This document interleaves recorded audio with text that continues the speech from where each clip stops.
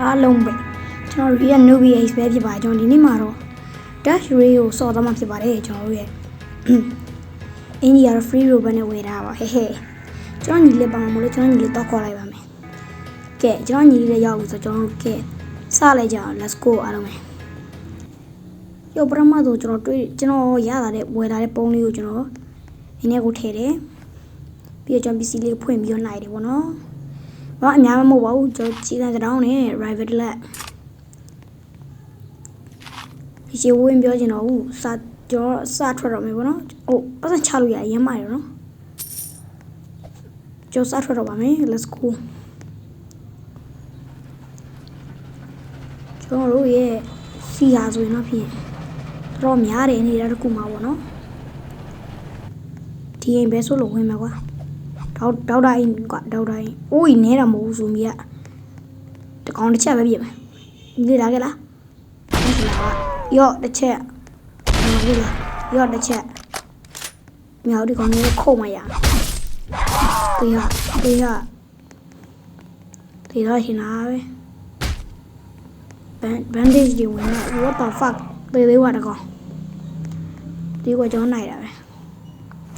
လူကောင်မရမှာဒီလိုကောင်နဲ့ဆိုကြောက်ကဆက်သွားမယ်ကျွန်တော်တို့ရဲ့မီတာ2000ကျော်နေဆိုရွာလေးတော့တွေ့နေထင်တာပဲပေါ့နော်မီတာ7000ခီးနေပြီးတော့စနေပြီခုမှမီတာ2000ကျော်ညံ့လားဟုတ်ရှင်ညံ့တော့မယ်ညံ့တော့မယ် what the fuck ညံ့ပြီရှိအိမ်နဲ့ဝင်ပုံးမရမှာဟိကားရဘာမှမပေါ့ဟိုအစအဦးချင်းကားရနေရတယ်ကိုမိရှို့ခဲ့တာကြာလို့ကျွန်တော်ရဲ့တွေ့တဲ့အိမ်တိုင်းကိုဝင်ပုံးမဲ့အနေထားတစ်ခုအများဆုံးနေပကလုံးစီးပြီးပြေးနေရပါတယ်လို့နော်ဟုတ်ပါအိုးကောင်းနေစကွင်းရဲ့နီးတော့ damage တစ်ခါထိနေတော့မထိခံဘူး damage က private အိုးကွာစကွင်းနီးရောသေးတော့ဒီဘာလို့ရောသေးရမလဲကျွန်တော်ဒီဆိုင်ရရှိရင်မြင်ကောင်းရမယ်ဒီလိုကဟုတ်တင်နေလောက်ပေါင်းဒီလိုဒီကောင်းချော်ကြီးနဲ့တင်နေတယ် what the fuck ရိုင် drone နေလိုက်မယ် what the fuck ဟာပြန်ကောင်းမရမယ်ဒီချာလေးရပြီ drone နေလိုက်တော့ okay ကျွန်တော်ဒီမှာကြည်လေးတွေ့ဟောနိုင်မယ်ကျွန်တော်အိုးမောင်မဲနာပဲမိုင်းနာဟဲမနဲ့ကောင်းပြပါခင်ဗျာဒီကောင်မျိုးဘယ်ရမ်းရဒါမျိုးဆိုရင်တော့ဘယ်ရမ်းပစိမ့်နဲ့ထုကျောင်းရဲ့နေအောင်မပြန်တွေ့ကြပါမယ်အားလုံးပဲဒီရွာဆိုအကျဆုံးရွာစတာပါကျွန်တော်တယောက်လေးတော့နိုင်ပါတယ်ဒီကွာကျွန်တော်ညီပါလို့ကျွန်တော်ညီရှင်းပေးနေတယ်ဗျို့တယောက်လေးစော်နေတယ်လို့ပဲကျွန်တော်ညီပါတာလေ oh my ဘုံကအောင်ရှင်းကြတယ်လာတော့ခေါင်းတစ်ချက်ပဲပြင်လာဟာဝဲဝီမှာဝဲဝီပြပေးလာမယ်ရော့အောင်သေးလားလာခဲ့လားရော့အိုးသေးလိုက်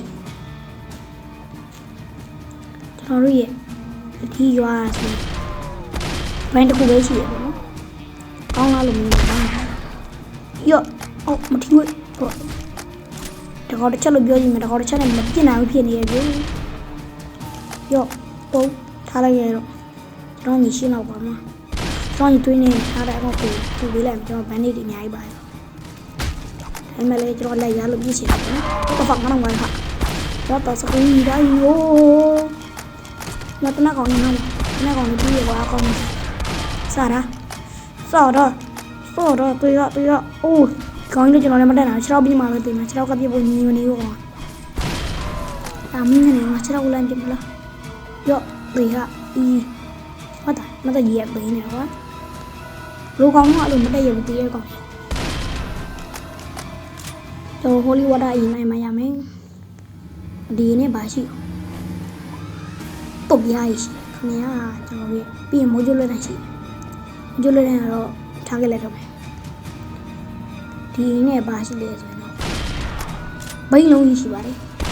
ဟိုဒီစင်မီလေးတစ်ချက်ပဲလား အိုးဒီမှာတနက်ပြတဲ့ကောင်ရှိတာလေးနဲ့တော့အိုးဒီမှာပြမှာတော့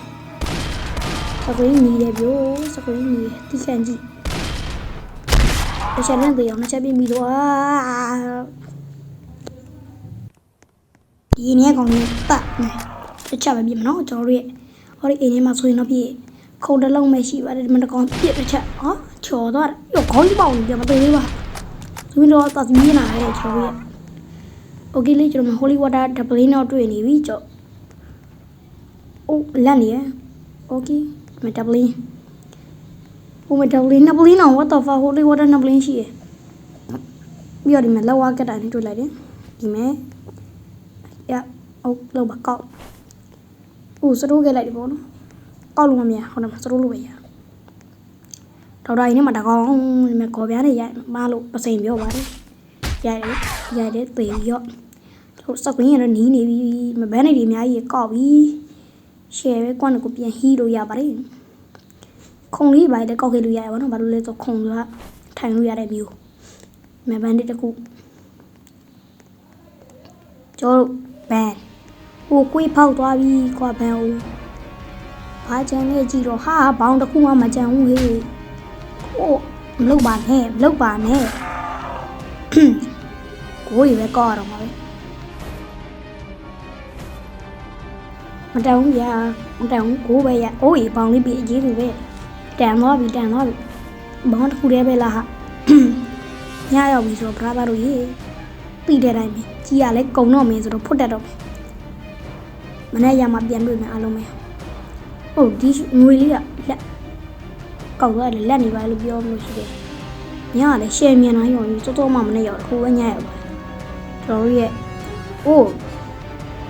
ပြောလက်လို့ကြည့်နေတယ်ကွာဒီငွေလဲကောက်သွားရင်မင်းတို့မဟုတ်တော့ဘူးအေးကြီးကနှစ်ခုပြန်ချမနဲ့ရောက်ပြီ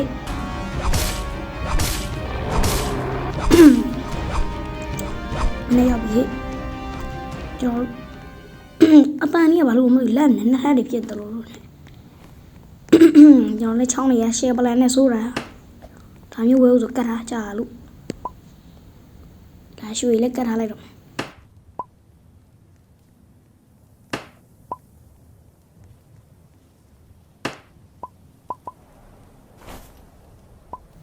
ရွှေလည်းကတ်ထားပြီပေါ့နော်အကုန်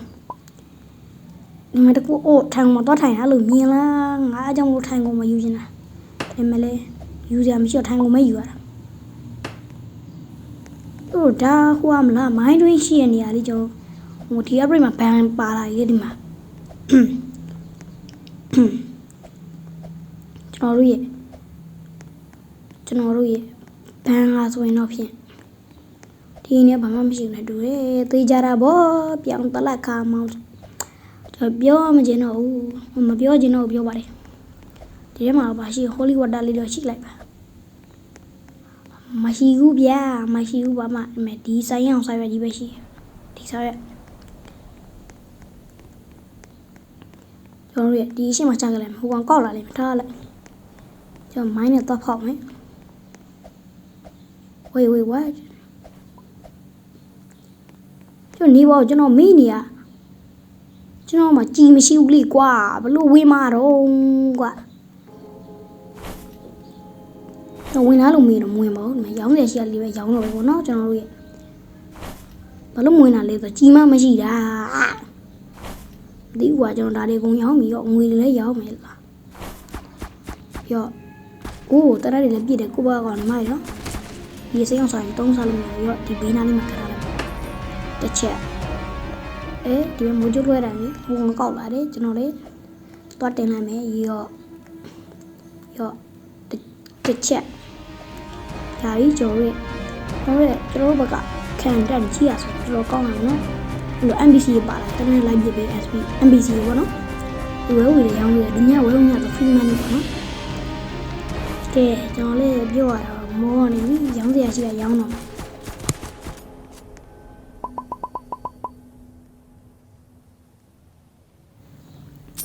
ခေါင်းမိုးပေါ်တွေပါတင်းလို့ဟိုကောင်ကောက်မှလည်းကြောက်သေးဟိုကောင်ဘီနာလာရောင်းနေတယ်တဲ့ဟိုလောက်ပါကမြင်ကောက်ပါဟိုမှာတကူခေါင်းမိုးမှာတကူလာမလို့ခဏလေးကြည့်အောင် ချိရလေကျန်တာရောင်းလာအောင်ပေါ့နော်ဟိုဒါဘုံရဟိုမဲ့တခု yes မဲ့တခုကဲကျွန်တော်ပေါ်ရပြီကွာဒရောဆိုနေပြီလို့တေးပဲတေးနေဒီကောင်လေဒါနဲ့တေးကနှစ်ခေါက်ရှိချင်တာပဲပြန်ကူပြီလေရော yes အော်နော်ဒီစီပြန်ခေါ်လိုက်ကျွန်တော်ကောင်တစ်ချက်လိုက်ပြီလားရောတစ်ချက်ကျွန်တော်လက်တယ်နော်ပတ်ပတ်နဲ့ဒါလေးချက်နည်းနည်းတစ်ချက်နှစ်ချက်တစ်ချက်လည်းနှကောင်လေးပါဟုတ်လုံးပါထူလာရောဟိုမဲ့တော့ကဒီနေနာဘိုးရလားတော့ဟာလေးပါတော့ကြည့်ရအောင်နောက်ကချက်ဒီ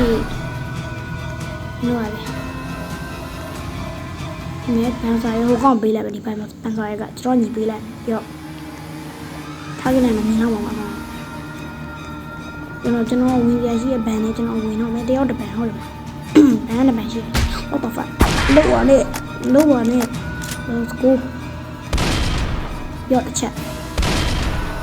ကျွန်တ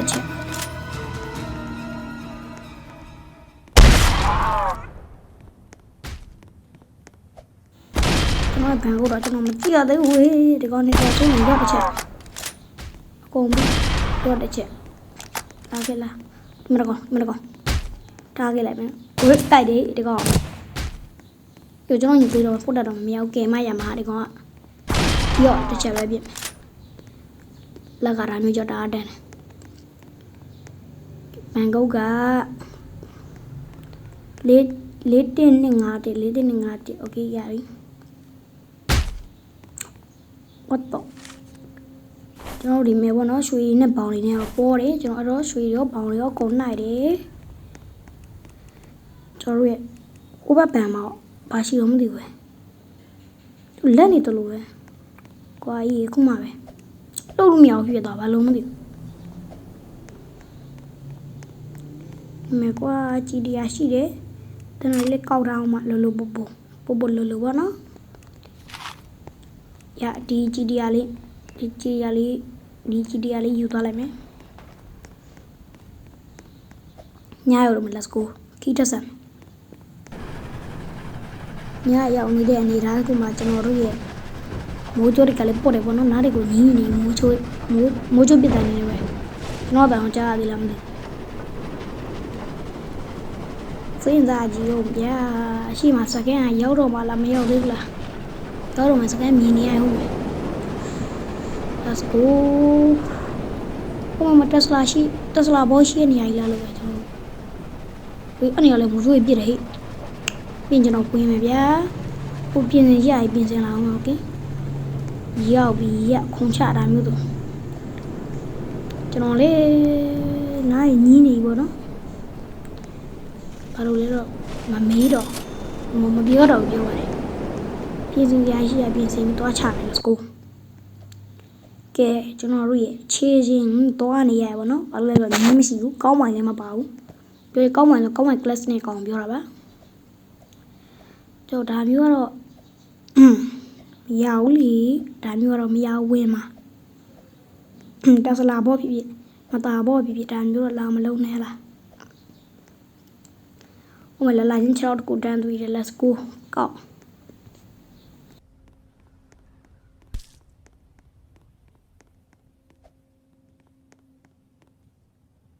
6တွေရတယ်မယ်ရှယ်ပဲပေါ်တယ်ပေါ့နော်ခေါင်းကကြောင်ဘယ်မှာရှိလဲသိရဲ့ခေါင်းကရော6တစ်ပတ်ခေါင်းကဒီခန်းရဲ့ခုံပေါ်မှာနဲ့တူတယ်ဟုတ်တာဗောဒီမဲ့ခုံမှာအုံနောက်လေးနဲ့ခေါင်းလေးသူ့ခေါင်းမိုက်တယ်ကွာအုံနောက်နဲ့မျက်လုံးပဲပါအချင်းတော့အချို့ဟုတ်တယ်ဒီခုံကြီးပြန်မှာဘယ်ကောင်ဘယ်လိုလာထား what ညံ့ဟာကောင်ဟိုရထားလိုက်ပါထိုင်လို့မရအောင်သေးကြတာဗောဟိုဒါမိုးကဒါလက်မှတ်ကျွန်တော်တို့ဒီတက်စလာဘောကချရတာတော့လွယ်တယ်ပေါ့နော်နောက်ဆုံးနေရာကျရင်မိုးချိုးတနက်လေးနဲ့ထိုင်ပို့ရုံပဲကျွန်တော်ဒီမှာရွှေလေးရှိမယ်โอ Okay ဟိုကအကုန်ကောက်သွားပြီကွာဟိုတက်နေပြီအတန်ကြားနေရတယ် let's go ရပြီဆိုလီဗာဆွဲဖို့ပဲကြံတော့တယ်ဗောနော်ကျွန်တော်လီဗာမဆွဲရင်ကျွန်တော်ဒီမဲ့အပေါက်လေးကိုနည်းနည်းလေးကာကျင်တယ်ဒီဘိန်းလုံးလေးနဲ့အဲ့ဒါမှကနည်းနည်းပါတက်နေလို့ရှင်လှမ်းပြလို့ကောင်းပါလေ Okay let's go ကျွန်တော်ဒီဘောတက်မယ်မြင်ဟိုကောင်သွားဆွဲပြီလားမသိလီဗာဟုတ်တယ်ဗောကျွန်တော်တက်ပြီကျွန်တော်တို့ရဲ့ဒီပါဆွဲပြနေကျုံကွာမိုးရတန်းချင်းတော့တက်စလာဘောကပါလေမိုးကျုံနဲ့ပြအင်ဒရာလားမသိဘူးထားလိုက်ပါကျွန်တော်တို့ရဲ့ wait တန်းနေကြအိုးမိုးကျုံဘောတဲ့ကြောက်လေဟေးတန်းကြီးကလောက်ပါနဲ့မလောက်ပါနဲ့ကျွန်တော်တို့ what the fuck မတကောင်းမျိုးဆိုဘယ်ရမှာမတက်တော့မြင်လားအဲ့တော့ကျွန်တော်မယ်ပါစိန်နဲ့ထုမှာโอเคတေးလိုက်โอเค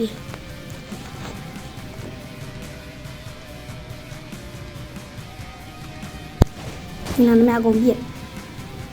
နားရောက်လာပါစိန်နဲ့ထုโอเคစင်းပြေးလာနားရောက်အကုန်ပါစိန်နဲ့ထုမှာလာမပြောနဲ့ဟဲ့တော့မေးလို့ဟာမိရလည်းမြန်မလားမငါမစိတ်မရှိအောက်စိတ်မှမှာပြ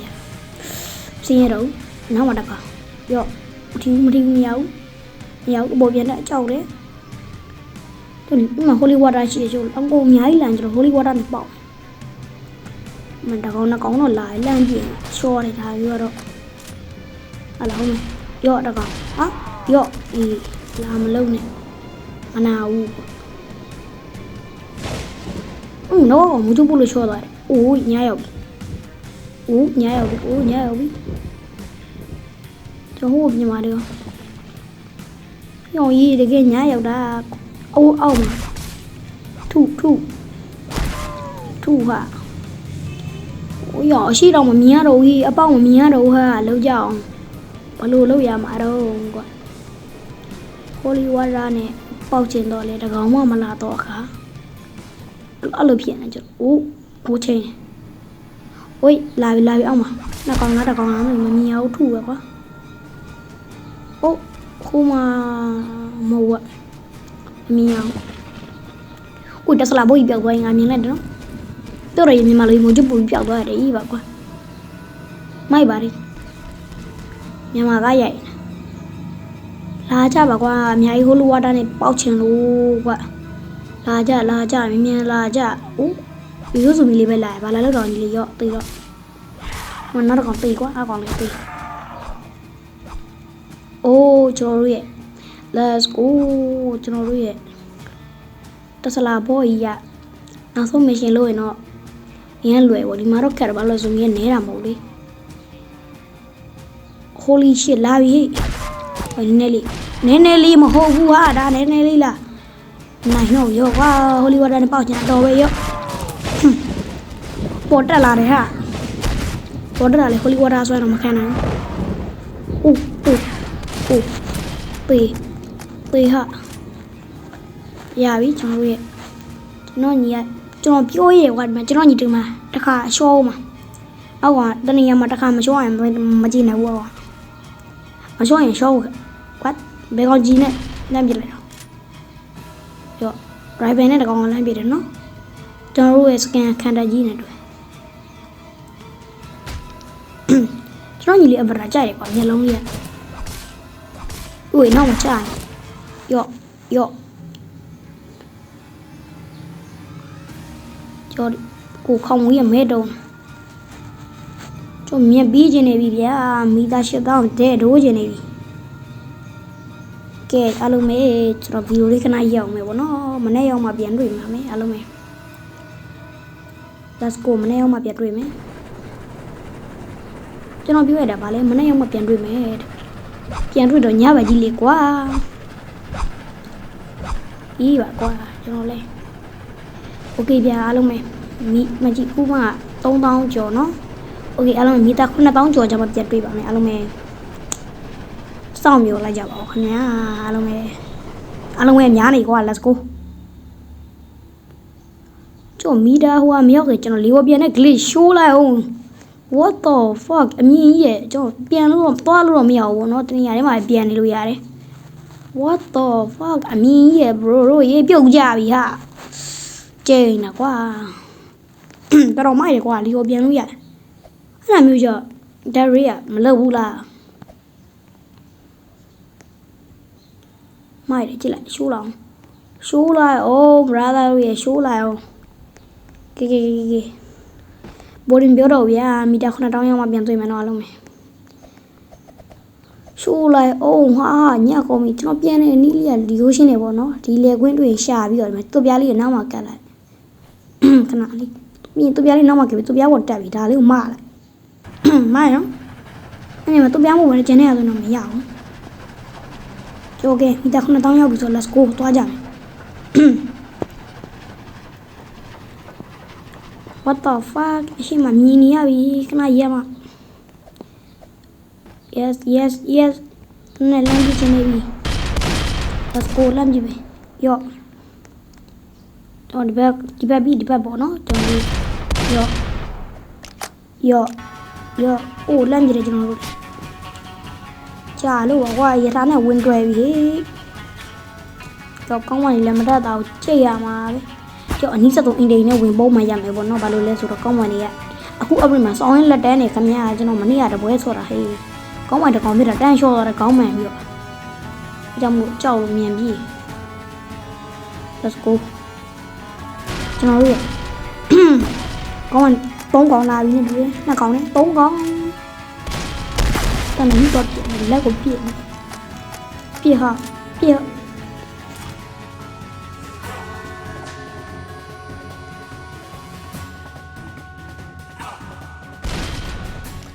ကျွန်တော်စကားပြောလို့မဖြစ်တော့ဘူးကျွန်တော်မြန်လုံးမရဘောင်းမြန်လိုက်ကောင်းမှရတော့မယ်လို့နော်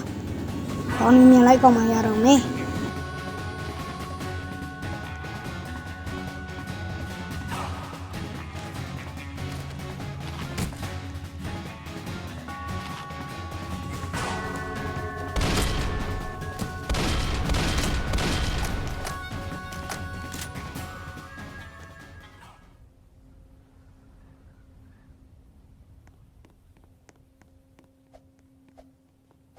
ကျွန်တော်တို့နိုင်ပြန်တွေ့ကြပါမယ်အားလုံးပဲ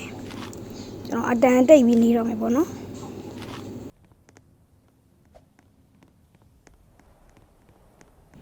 ကျွန်တော်မြန်နိုင်မှာကိုဖြစ်မင်းတို့ကောင်းနေတဲ့အထဲမှာရလားပေါင်းလေးကောင်းမယ်ကြည်လေးကောင်းမယ်ပြီးဟိုဘက်ကိုဒိုးမယ်တချင်းနဲ့တန်တော့တိတ်သွားတယ်လို့ပဲနော်โอเคလေကျွန်တော်တို့ဒီအိမ်ထဲကိုမဘောင်လေးမြင်နေရတယ်နှစ်ခုတော့ကောက်โอเค let's go ဒီကြည့်ရောကြာပြီနော်အိမ်သွားမယ် let's go ကျွန်တော်တို့တဆလာဘောနဲ့တွေ့ရတော့မယ်ပေါ့နော်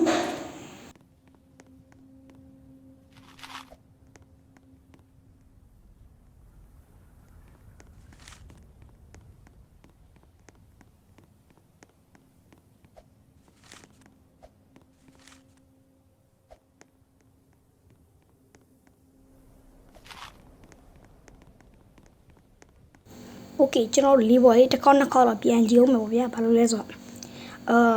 ပွက်ပြီးတော့မလေးလီပါလေးမစောခင်တော့ပြန်ကြည့်အောင်မယ် let's go I'm flying man okay ပြုတ်ကြတော့မယ်အိုးမြင်းကြီး fuck ကျွန်တော်မကြအချက်ခုရတယ်ဒါလေးကိုယူပြီးတော့ဒီကောင်မြန်ပြေးဆွဲမယ်ဟောထဲဝင်လို့ဝင်တော့ဟာဟိုထဲဝင်တော့ရောက်လာပဲကွာဒီတော့မြန်ဆွဲမယ်ကွာမြန်ဟောဗျာပြီးလုံးတော်ပြီးတချင်းတန်ထော်လိုက်လုံးတော်ပြီးဟောဗျာဒီထဲလေးဝင်ပန်းလေးနဲ့ပိတ်လိုက်ရပြီနော်အတော့ဝေးကဲအတော့ဝင်ခဲ့တယ်တမလီပဲကနားလာနော်ကျွန်တော်ဘယ်ကောင်မှတက်စီအောင်လာလို့ရှိရင်တက်လို့ပတ်ရုံကဲကျွန်တော်တို့ရဲ့ဒီကရှစ်တောင်းနဲ့ပြီးဆုံးတာအနေထားတစ်ခုရအောင်နော်။ဒါကကြီးကြီးပြော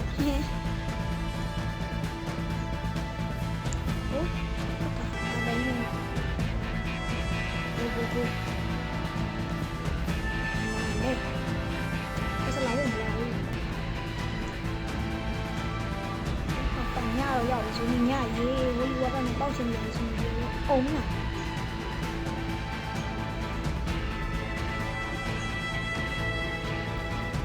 နော်လို့တော့လာဖို့ရာတော့မယ်ကျွန်တော်ခံစားရတယ်ဒီလိုပုံစံမျိုးဝီဝါကနေပေါက်နေတယ်ဒီပါပေါက်ဘယ်လိုလဲမဟုတ်ဘူးကတော့ကျွန်တော်ပြောနော်လို့ချမ်းသာတော့နည်းပြီးပါတော့နည်းနည်းကြံနေတယ်ဟောနည်းတော့နည်းရတယ်တမီးကြော်အောင်ကြံနေဟိုလိုပါရှိဟောဒီနေ့ကျွန်တော်လည်းပေါ့နေဟုတ်ကဲ့โอเคဟိုလိုဝါတာလေးနဲ့နည်းနီးလိုက်နေရောတော့တော့ sorry ကဒါတယ်过年，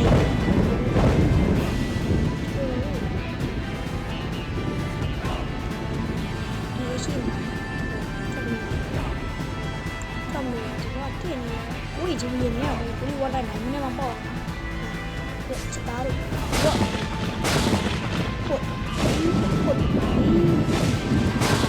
这个没对过，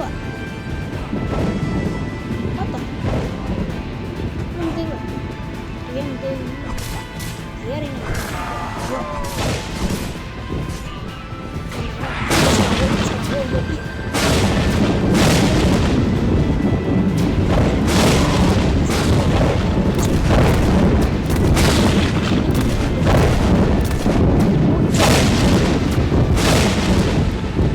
That's not what